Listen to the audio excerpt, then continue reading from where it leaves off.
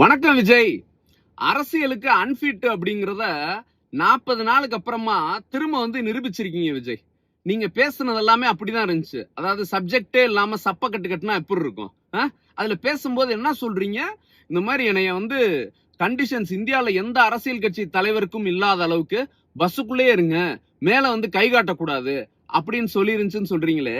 ஏன் விஜய், இது ஒரு பச்சை பொய் இல்லையா? பிரைமரி ஸ்கூல் பையன் மாதிரி பேசுறீங்க விஜய். உங்களை யார் அப்படி பஸ்ஸுக்குள்ளே இருக்க சொன்னது?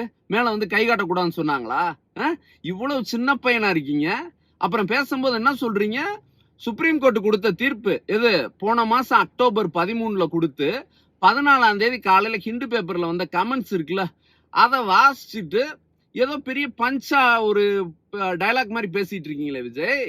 அதாவது எனக்கு ஒரு சந்தேகம். ஒரு கொலை குற்றவாளியோ இல்லது ஒரு கிரிமினலோ, அந்த கிரிமினலுக்கு எதிராக உச்ச நீதிமன்றத்துல சிபிஐ விசாரணை அப்படின்னு ஒரு உத்தரவு வருதுன்னு வச்சுக்கீங்களேன். உடனே அந்த கொலை குற்றவாளியோ கிரிமினலோ எனக்கு விடுதலை அப்படின்னு பஞ்சா டயலாக் பேசுவாரா? கிடையாதுல்ல. அதாவது உன் மேல விசாரணை ஆணையதான்ப்பா இருக்கு, நீ குற்றவாளி இல்ல, நீ நிரபராதி அப்படின்னு சொல்லலை இல்ல.